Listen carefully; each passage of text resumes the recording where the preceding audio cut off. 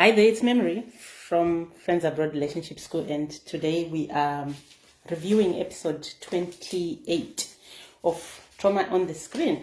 And I'm going to be joined by Judita, and we have another exciting film that we are going to review. That is Crash Pad, and quite a charming film with lots of comedy, fun. I think Judita is coming. Yay. So this is a film with a few themes that I have listed on the screen there. And hello there. How are you? Can you hear me? I can't hear you. Hello. Can There you you hear are. me? Yes, how are you? Good, thanks. Yeah, just relaxing, having a bit of a rest, Sunday rest. How is Manu? He's asleep. He's asleep. He's well. Otherwise, yeah. Okay, that's good. Yeah, so very interesting film, isn't it? Yes. Yeah. So I've listed the themes so before we start, so that we sort of have an idea of how to get into this, maybe in an orderly way. But maybe you can tell me what you thought of the film overall. Well, it's a silly comedy at first sight, but I think it's an excellent case as well, trauma case. I think there was a lot of gender stereotyping, very exaggerated, and that's what I guess made it funny. I mean, yeah. Very interesting because at the end, the character that seemed to be the kind of portrayed as the weakest, he seemed to have come out of at the end of the movie as the one that kind of is the best character in a way, in many ways, in some ways. I mean, I think they all showed some flaws and some, red flags. But it kind of, I just felt like, he has been shown as the hero at the end of the movie. Yes. And I could understand why, but I mean, also he had some flaws and some weaknesses. Like we all do, yeah. I mean, we all do. Yeah, that Yeah. sounds a bit silly now that I say it that way. But in general, it was an enjoyable movie, and I think it does have some lessons, even though it's portrayed as very stereotypical kind of slapstick. I don't know how you call it, Yeah. comedy. It But has some that is serious life. lessons. Yeah, that is life. I feel that we do have a lot of stereotypes in life. Many people do, and even I had a situation a few days ago, which I can't go into, where because now I'm becoming a little bit more aware and conscious, where people were having a conversation, but they didn't realize how stereotypical they were being in that conversation. But when you become more aware, you sort of observe people and you don't take it personally most of the time. And I think that is what is important. So I've put down some themes here, like long-term relationships, because we know that we had a marriage there where there was infidelity, which is the other theme. So we have challenges, isn't it, in long-term relationships sometimes when people get comfortable and there is familiarity and there is an unmet need, a very major unmet need to be understood, which is what Morgan, the wife, said to her husband, Grady, at the end of the film when they were talking about why she had been what's the word? She had betrayed him. Yes. Yeah. So she didn't feel understood, and she didn't feel that he was listening, and she didn't feel that her needs were being met, and she was just struggling to be understood in that relationship, and so in the end she had to leave and find somewhere where she could get attention, isn't it? Which is why she ended up using a childhood, I call it a teenage strategy of betraying a relationship, because it's when we are teenagers that we sneak out and do stuff behind our parents. And so that's where we use this strategy in our relationships instead of addressing the matter. Yes. It sounds like that, seems like that, yeah, as you Yeah. say it. Yeah. Yeah. Yeah. Yeah, so she said that she felt abandoned, and that she felt that he was losing touch, and she felt ignored. They had drifted further, and she was starved of affection. Yeah. So yeah, so she needed to talk sometimes, and he was not there.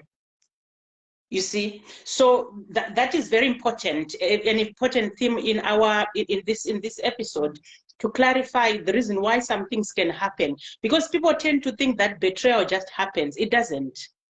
It happens for a reason. We are not justifying it, and it's not excusable, but it happens because people have got trauma and they find a coping strategy, don't they? Yes, and it Yeah. actually was, as you mentioned, all those reasons. She actually does say it, even if it's a comedy. That's what I guess it's nice about this movie, that actually she did say quite clearly why she did it, and Yes. yeah, yeah. But And then we have something else which is interesting. At the start of the film, we have Stensland with Morgan. Obviously, Stensland is the fling, and Morgan is the wife who is cheating on her husband. And then she tells him that she is married, and he's shocked because, of course, he is a decent young man who is looking for a relationship. And when you are decent and you find out that you are sleeping with somebody who is married, I think it shocks you. And in that, she then ends it straight away. And it sounds like it has a one-night stand, wasn't it? yeah, yeah, completely. Like she used him for the purpose, and yeah, that's it.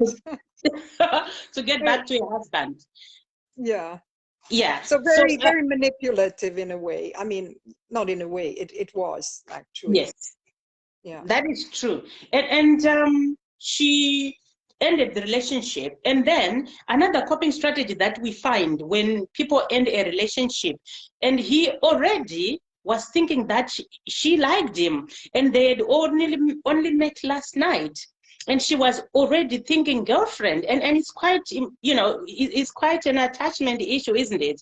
When you meet Yes. someone and already you are wanting a relationship with them, and then when she ended it, he then decides that he, as a man, because his ego was bruised, he then pretends that it was okay, that I don't think you thought that I was in it for anything more than fun. And then he also tried to cover up his he introduced this wide hips theory. I call it a wide hips theory, because he was saying that, oh, I've got wide hips, so it makes my manhood look small. And again, this is a social construct where people sort of worry about size, as if it's what keeps a relationship going, as if it's what matters. They had spent the whole night together, and that didn't matter until in that moment when things were falling apart and he became conscious of his body, you see. Yeah. Yeah. It was very comical, but I'm sure it actually happens in It real does. life. And yeah, his insecurity and attachment was very evident. I think it was also kind of caricatured, exaggerated, but I'm sure it happens in real life as well in this It, way. it does. It does. And there's actually more drama in real life sometimes than on television. You will Yeah. find people Yes. experience a lot of drama out there. Very shocking, but also very funny. So we find that after he had left Morgan, that's now another theme I'm looking into. Might go in and out of these themes, but it's coping after a breakup, because to him that was a breakup. It Yeah. actually crushed him, that one night stand, because he went he went to get public transport. He was on the bus and he was crying. He was crying on the bus, after being broken up with by a one-night stand, he was crying in the shop, buying his buns in the cafe. He went to work, and not to work. He went to his place. He had his safe place, soft furnishings. I actually thought he worked there. It it was actually somewhere where he went to just unwind. Yeah, yeah, that was quite funny. Yeah, and he was there sitting there, and the bun that he had bought, the scone, he was feeding it to the sculpted beds on the on the table in the shop. And then he went home and he started to do drugs, and he was crushed just by the end of a one-night fling. And again, we might look at this like something that happens on the movies, but it does happen in real life. Someone meets a person and already they fall in love, and they want to be with that person because they feel so desperate because of their attachment trauma. And you know, I'm glad that it was actually done in this way, that it was a man that was going through this, because usually, you know, it's also stereotypical, you know, that it's usually women that get attached after a one-night stand, but it can happen to a man as well. So that was unusual, but it's good in a way that they portrayed it, that it was him, you know, being broken, and she was the cold one. It's usually kind of stereotypically the other way around. So that's very interesting. You say that's a very yeah, a very common stereotype we have about thinking that it's women. I was talking to, I think, in one of our groups yesterday, I think, or somebody, where we were talking about anxiety and people thinking that it's women who suffer from anxiety only. That actually is inaccurate. I think because of toxic masculinity, men tend to pretend. And this is why sometimes I think we find men who muscle about, and they are very controlling and very threatening and very arrogant, because they are trying to cope and suppress their anxiety, you see, and pretend to look strong in public, isn't it? I know quite a few of those at work. You see them in different light when you think about the underlying reasons or of it as a coping mechanism, actually. Yes. Oh, yes, Georgia. Thank you, false bravado. It's very true. They pretend to be strong because they are just trying to suppress their anxiety, and what they are trying to do is to protect themselves, basically. Yeah. So yeah, I think I like what you are saying about portraying a man rather than what we normally see on the movies about women being the ones who are struggling in love. And also, I have read in many, you know, in many articles, the reason why sometimes also we have more male suicides is because men tend not to open up, and because culture, society is expecting men to be strong and to cope. And we also have a problem where us as women, most of the time, we have this thing where we blame men a lot. Every relationship advice out there is, you need to look after yourself. Men are like this. A man should be like this towards women. But we are the mothers of these men, number one. We are the ones who raise them. And number two, these men are as human as we are, with emotions, and we need to understand that they feel the same way that we feel, and relationship is an exchange. And if there is a problem in the relationship, it's not the man's fault only. There has to be an enabler. There has to be a, you know, someone has to start it, and sometimes it's us, sometimes it's them. It depends on the relationship. That's very true, actually. And then the impact of the heartbreak, you know, he started doing drugs, isn't it? He had the bong in the house, and he had a roommate who was now leaving, who was going to live with his girlfriend. And he also started to cope by watching TV and drinking. And that was him now trying to just manage, you see. But then the next thing is, he forgot that he had to go to work. He forgot he had to pay bills. So he didn't go to work. And again, this is what happens with heartbroken people, which is why I feel that society needs to implement a plan to introduce resources for people in relationships, for people to have access to support in relationships, or how to do relationships. Absolutely, yes, yeah. And actually it reminds me of the coping of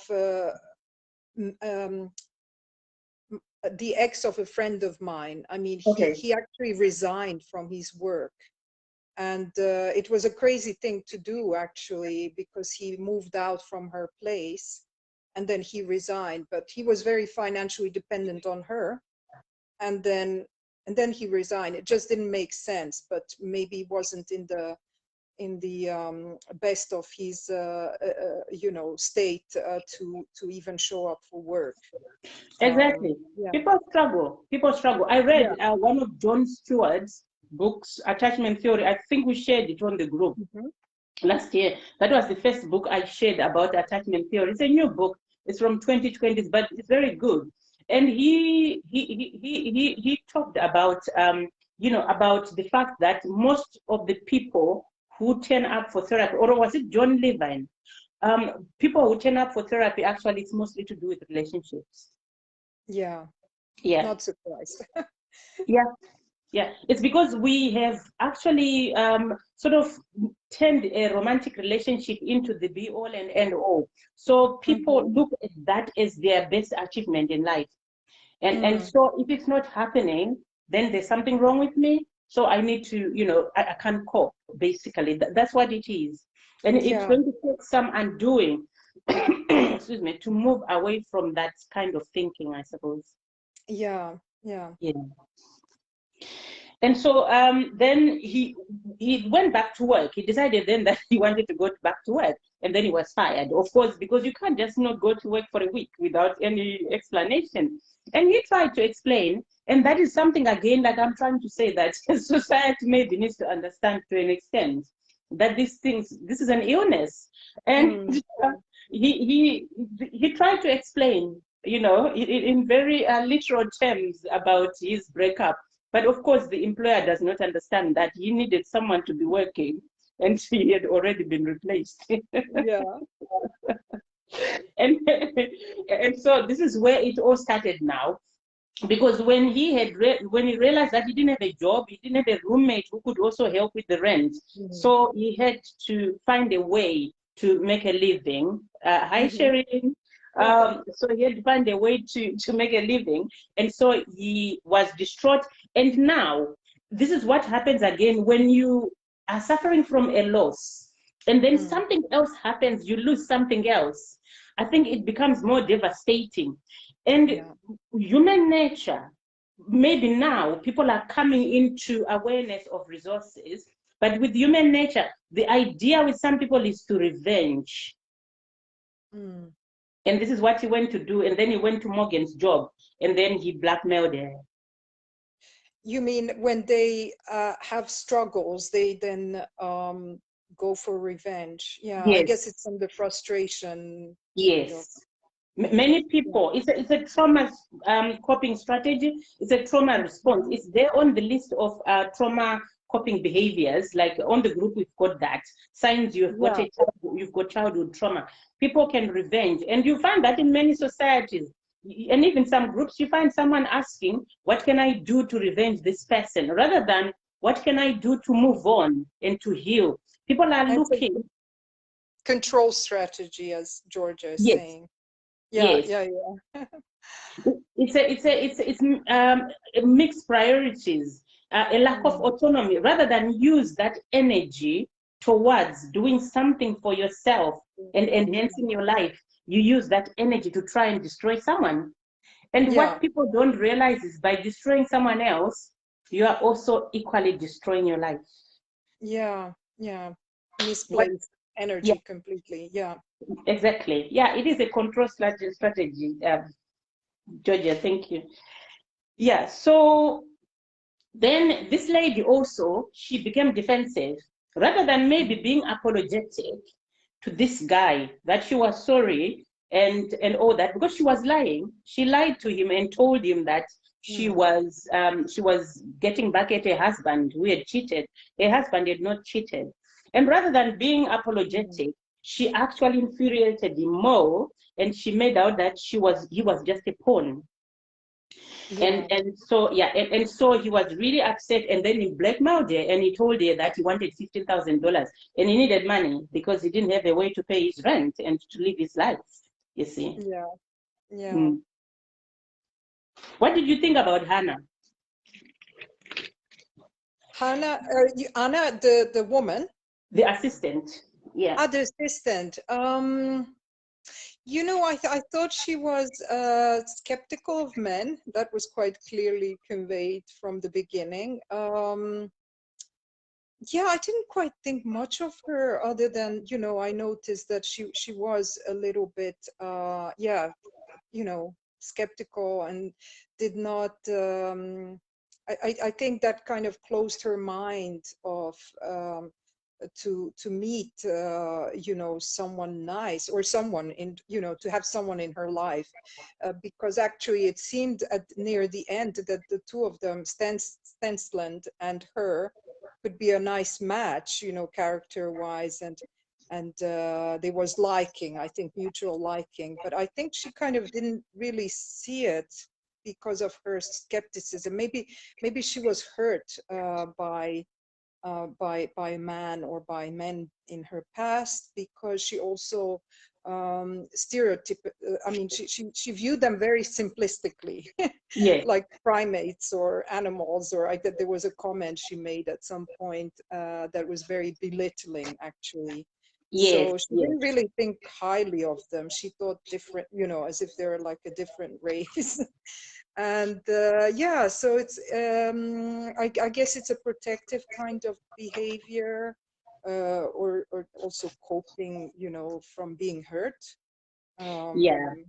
Yeah, I think also with Hannah, she was too absorbed with her work with Morgan. And that's another thing that can happen. She was too into the work with Morgan because she actually yeah. was a gossip, and she stood in front of the door to listen to Oh Morgan. yes, Yeah. yeah, And yeah, a private conversation, which shows that she basically didn't have a life.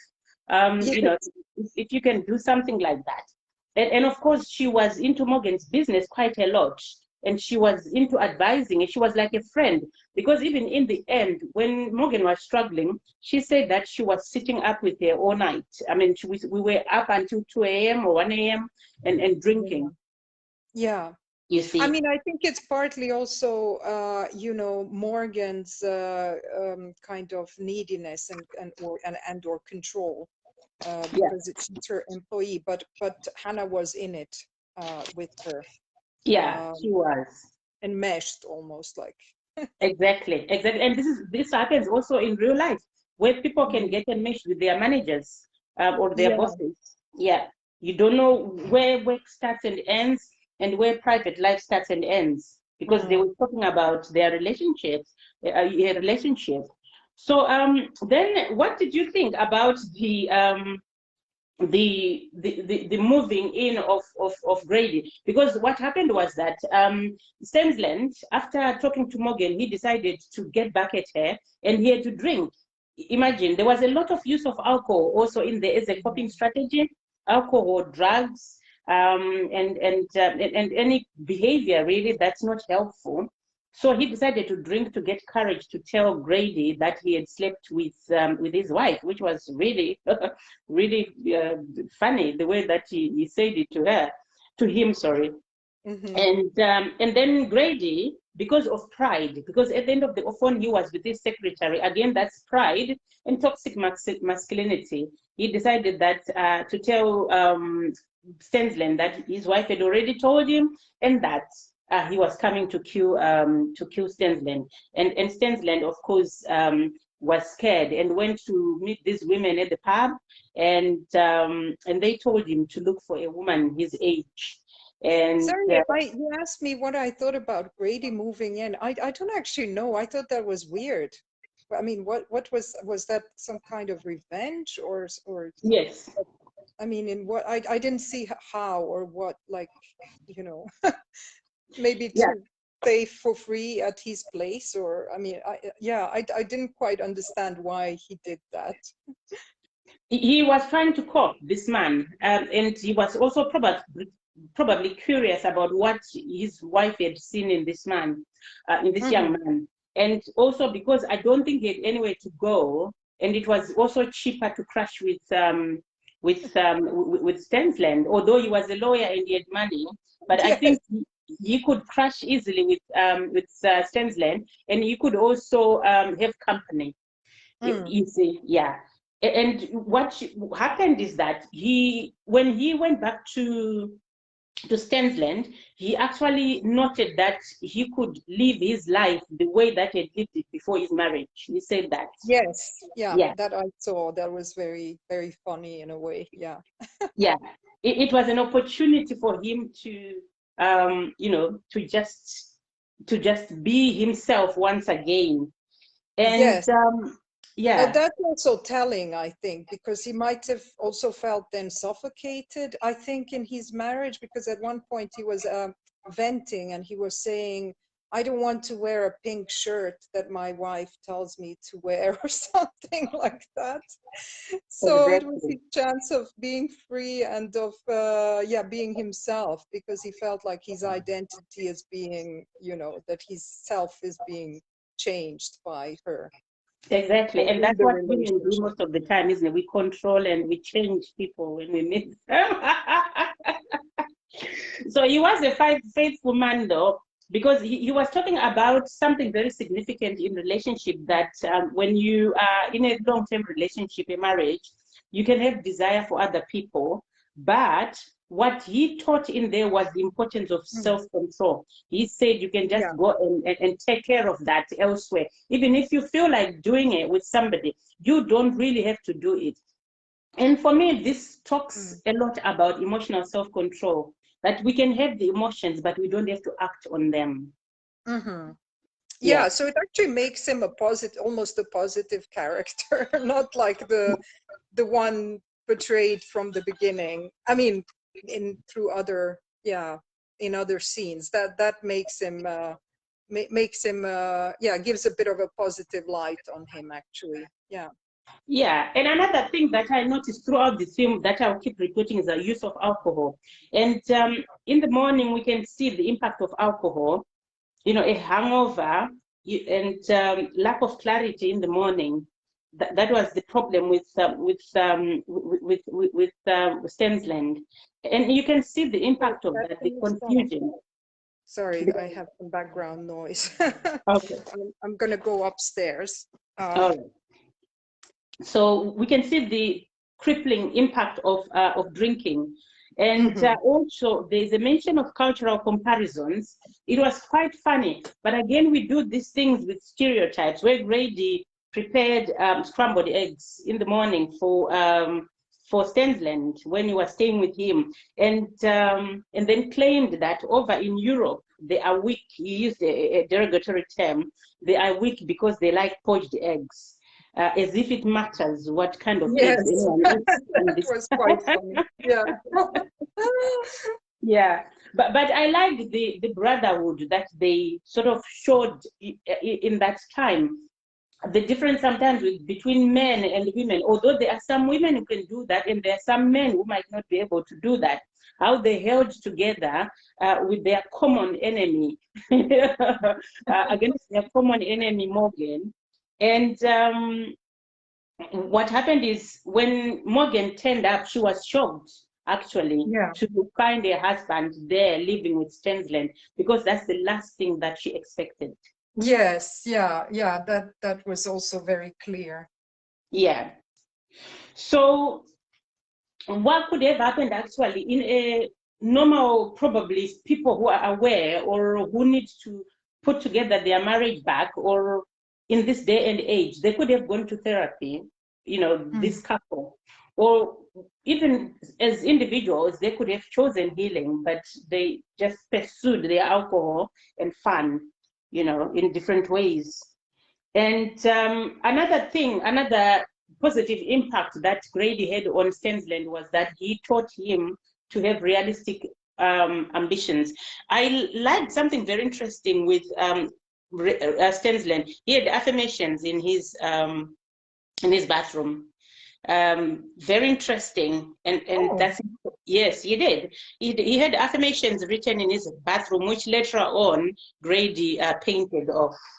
Oh yes, yeah, that's true. Now I remember. Yeah, yeah. Yeah. There was a moment there. Yeah, yeah, yeah. And that's very important, isn't it? Yeah, yeah, yeah, yeah. And Grady kind of made fun of it, right? Was that the scene where he noted that, and then later on he painted over them, but in the end he actually mentioned that when at the closing of the movie he actually that's right. Yes, yeah, okay, got it. Yeah, now I remember. And he taught Stensland something, again, which is a problem in society. People want, because Stensland was thinking of big houses, Cadillacs and all that. And Grady said to him, Cadillacs and big houses are dreams for naive people. I mean, he said naive and stupid people, but this is what happens sometimes. People dream of these big, massive things rather than dream of peacefulness, and everything else will follow. You see, yes, we can have ambitions and want something, but it just shouldn't be just big. Everything is big. Everything is big. No, but we can have bigger, bigger stuff going inside of us rather than look for bigger things outside of us. And I think that's very important what he taught him there. He also taught him some toxic masculinity, where you were saying that you need to call to use words like tits and all that, which you feel like what is the actual point. And he was very encouraging of the drinking culture, where he was encouraging Stensland to go out so that they can drink, and that was toxic.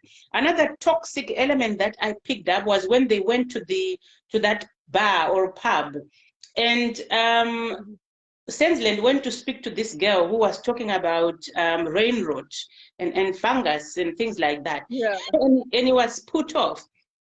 Came back to Grady, and Grady said, no, it's okay, just go and talk and just talk about your manhood, because that's all he was thinking about, that we need to focus on that if we talk about our manhood, then girls will run and run towards you.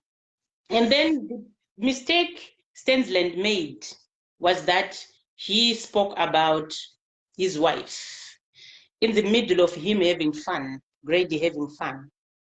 Yeah. And that unleashed a revengeful Grady. So he then revenged, and when Stensland sat on that woman's $700 jacket, as if it matters. Excuse me.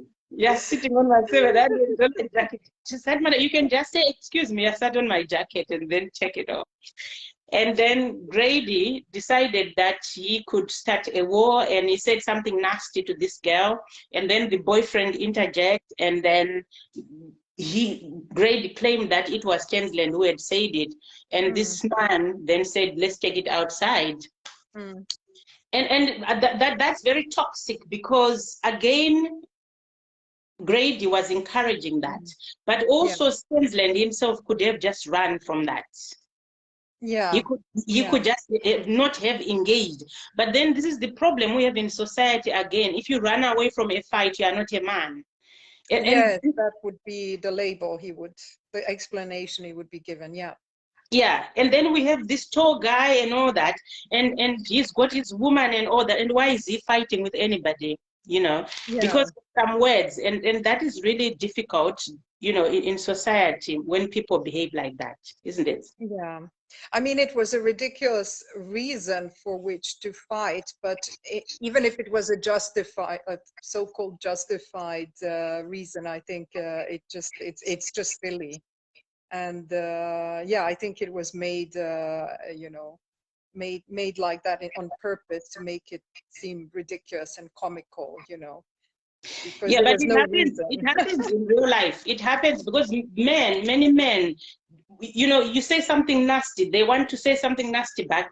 And if another boy says something, they have to fight sometimes. Yeah. Some of these Yeah. people, this is why people have beefs. And in some, you know, in some regions and areas, people actually kill each other for words, for Yeah. something that has been said. Yeah. You see, yeah. And you feel really sorry that it's just words. It depends on how you perceive them, isn't it? It's not what happened, it's your perception of it. Yeah, as well. Yeah, definitely. Another theme that I picked up in there was the fact that, you know, they, instead of being in that fight, instead of showing emotional self-control, they were showing their fists. And that's challenging. Whereas, because society needs to teach men that it's emotional control that's more important than showing your muscle, than showing what you have, than showing your looks. Yeah. You see, yeah. Because if we start teaching, you know, boys that might be really helpful. Yeah. Yeah. Definitely. Yeah. Yeah. Okay. And what other theme do you feel we can apply in there? I still have some things, yes, but I'm just thinking of your opinion. What other themes? Well, I think we covered quite a lot, actually. I'm sorry, my child he's woken up. He's gonna come down soon. I'm just thinking, what else? I honestly, I can't think of anything right now. I think we covered the main ones for sure. Yeah, there's another thing, sorry, that I wanted to say. It's about relationship advice. So Morgan wanted to go after Grady when when Stensland went and told her that Grady is looking for girls. And Hannah stopped her. I think Hannah gave her very good advice and and number one, she stereotyped, which was off. She called men apes. They are all apes. That was the statement I think you were looking for. Yes, Yeah. But she also went on to say that he will come back when he has this clarity. And yeah, and I liked that advice because it says that it is important to allow somebody to come to their own conclusions if they have detached or stepped away from a relationship rather than put pressure on them. Yeah. Yeah. And that's a good one, actually. Yes, yeah. Yeah, and another thing that was very interesting was how she was brooding about how she met Grady and all that in a pub when she had been asked for an order, you know, and this is what again happens when people have broken up with somebody, they start to revisit all the good things, all the things that they liked doing together, which then puts them into a spiral, isn't it? Yeah, you kind of think of all the, only the positive sides, positive memories. Yeah, I can relate to that with my long ex, yeah, marriage. Yeah, definitely. And now I could understand that I was biased in my recall of memory, you know, positively. And yeah, you kind of tend to forget about the negative, you know. Yeah. Yeah, definitely. Yeah. And we know that Grady, so Stensland was not a party animal, but because of Grady, they just started to do it, to go out and hang out. Both of them had stopped that, but they started doing it together. And Stensland had a realization. Again, it is to do with drink culture, partying culture, and colleges, you know, young people in college thinking that drinking is cool. And he said, Stensland, he said, we need to recognize that you do not have to be party animals to be cool. And that is a very important fact, because sometimes people think that by holding a glass of wine and partying and dancing, going out and listening, dancing to music every day, every weekend, and all that is what makes you cool. There's nothing wrong with going out, but what makes you cool is being able to enjoy your life without a drink first.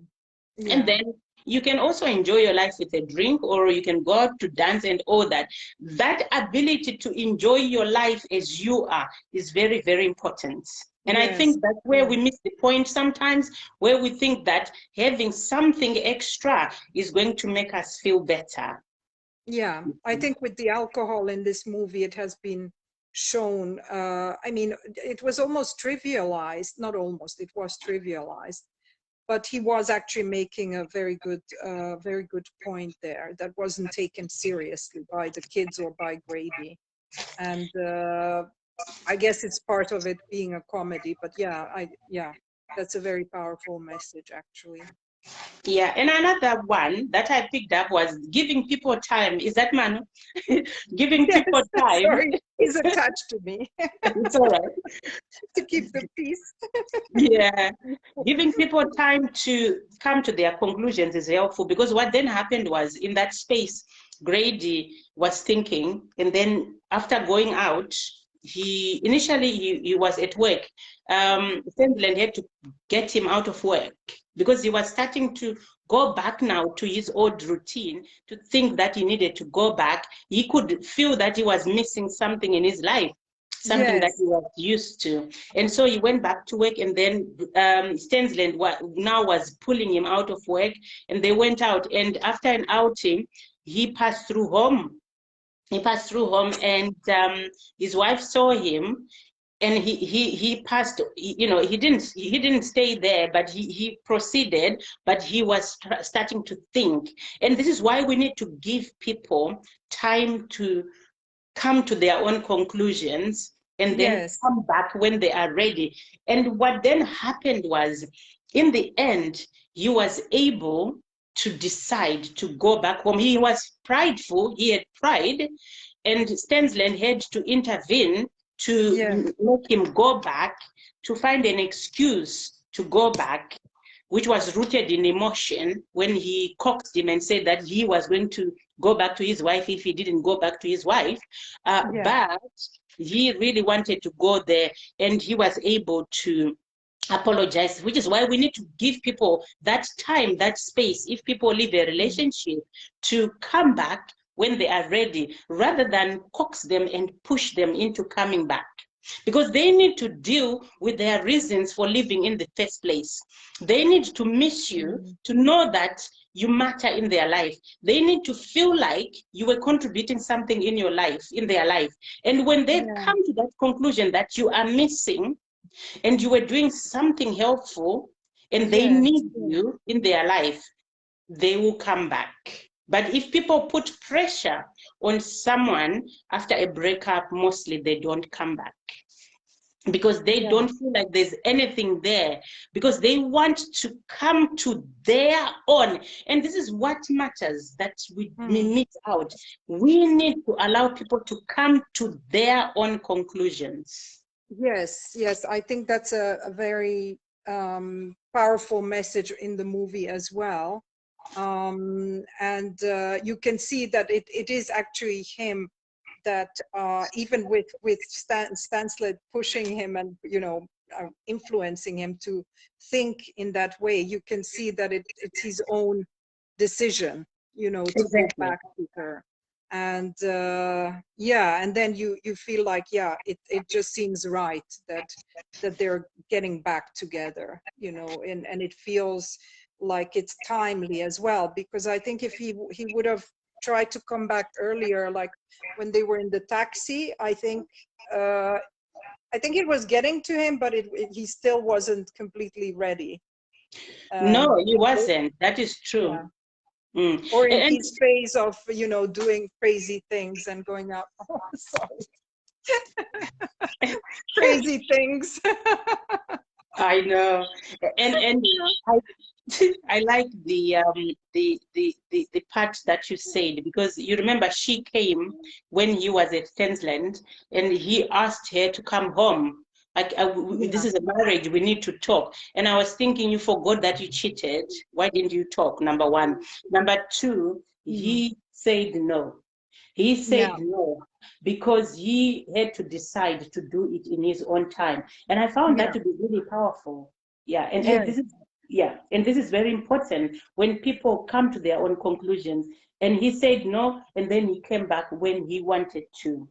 Yeah. And I also recognize in that that men like a challenge. But then it's not only men, human beings gravitate towards what is of benefit. We just don't want to go back to something that's easily available and that looks like it's just attainable. People want a challenge. If they want Yeah. something, it has to have some challenge in it. Not a challenge of struggle, but it's a challenge of value, that you are valuable, you know your value, and you are not Yeah. pursuing something as if you are desperate. And I think that works better. Yeah. It feels more rewarding in that way. That's the I word. think, Thank you. and that has been, yeah, I think that has been actually nicely portrayed as well in Yeah. this comedy, which when you think about it, and in only on the surface, you don't necessarily think a lot about, but when you actually reflect on these messages, it's actually quite well done, and it's a good example of It is. relationship and trauma. And there was childhood memories also. I picked that up. I like that very much. When Samantha and her friend were with Grady and Stensland at the end, and they wanted to play music in the flat, and Uh-huh. they suggested Billy Ocean, but Oh yes, yeah. yeah, but Stensland said it triggered childhood memories. So Billy Ocean reminded him of an Amber McGinnity, a 12-year-old girl who taught him something. So he ended up having a suit made by his mom, and he remembered dancing and all that. And so you could see that that was triggering some memories. And when we remember something from childhood, it can trigger good memories, it can trigger some traumas, and it can also trigger our healing, isn't it? Yeah, yeah, Yeah. that was also a funny scene, but And then yeah, yeah, yeah. And then he smashed the plate. He smashed the plate, and that was a bit disturbing for me because I felt Mm. like if he was playing Billy Ocean from childhood and smashed the plate, was there some violence back in childhood? And you have to think Mm. about this man, the way that he attached to a married woman quickly, his emotional unavailability, attaching to somebody who's emotionally unavailable. What was in his childhood? That would have been a very good Yeah. question to address. And you see the signs of our childhood in the way that we behave and the way we do Mm. relationships, isn't it? Yeah, yeah, no, that in his character was very well portrayed, that anxiety, almost anxiousness to attach. Yeah, in Yeah. fact. And I also picked up emotional unavailability in the two girls. The, Yes, Morgan, definitely. Yeah. yeah, and the two girls, the ones that they picked up. Ah, Um, okay, okay, yes, yes, yeah. one of them was called Samantha, the one who went with Grady, and the other one who was crying because already they met that night. She had picked up Grady already to sleep with, Yeah. already prematurely, and he was a married man. And you have to think what is going on in people's minds. Why do people choose people before people choose them? Yes. That is where we go wrong, isn't it? That's an interesting one, actually. I didn't really think much about the two of them because it was a short scene, and but yes, yeah, there was actually both of them. The one that the one that chose Grady and went off with him. She pretended after the night as if nothing happened, but she was very like um, she didn't yeah, she was Shouldn't just tell. pretending like nothing happened. And the Yeah. other one, yeah, as you say, she was focusing on irrelevant things, actually, Yes. and without even regard about other people's feelings. I mean, She was sat next to a single guy, but she was yeah, craving and crying for a married guy, you see. yeah, Yeah. And that's And really he, sad. he And seemed to that's have not good. liked her, you know, like, I mean, they were getting to know each other, but yeah, she was completely disregarding his, you know, presence and his feelings. And yeah, that was a bit disturbing as well.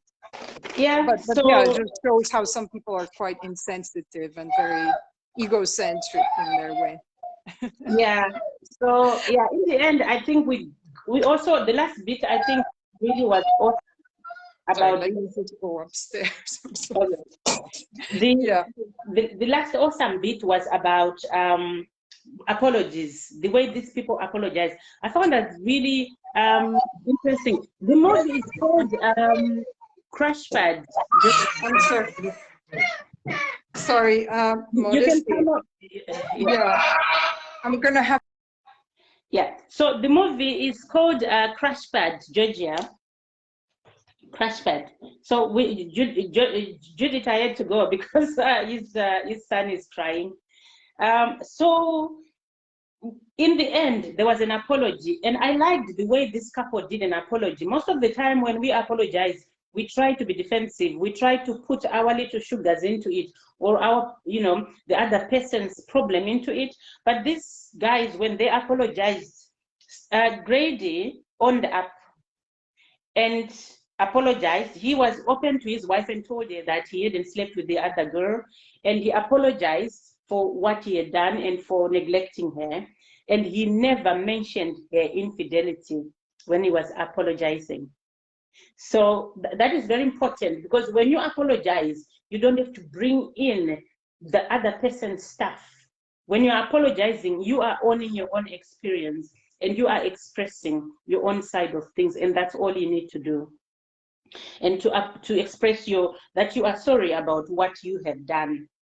And the wife, I mean, she was a little bit arrogant to a point, because she blamed him to a point, but she also needed to be really more apologetic about what she had done, although she did apologize. But sometimes we do feel like infidelity is the worst, of problems in a relationship. But actually, there is more. There is more that happens. You need to think about what has led to that infidelity. We are not encouraging anyone to stay with someone because there is more that has led to that, but we are just saying you can work through things if you recognize the root cause, because there is a reason why people can actually end up being unfaithful. And the parting words that I got in there, a parting quote, is that sometimes you have to completely lose somebody before you can really appreciate what they mean to you. And that's what Grady said to his wife as they reconnected. So very important. And I'm hoping that in situations like that, people can end up going for therapy and seeking support to heal their emotions and to resolve the issues. Because of course, they went back together, they reconnected, but they have to start looking into what led to that so that it doesn't happen again, because there can be recurrence if people don't really get support about their relationship issues, because there is a root cause to what happens. Although they talked about the neglect and abandonment and all that, there is more to that. There is a reason why they were a right fit, and it stems from childhood. Thank you, Judita. It's okay. I think I'm done now. So thank you everyone for watching. I hope that's helpful, and I hope we continue to heal for relationships. We'll be looking at another film. I think we've got the breaker, the upper breakers, or breaker uppers, something like that. It's quite a nice movie, and Sea of Lies also is quite good.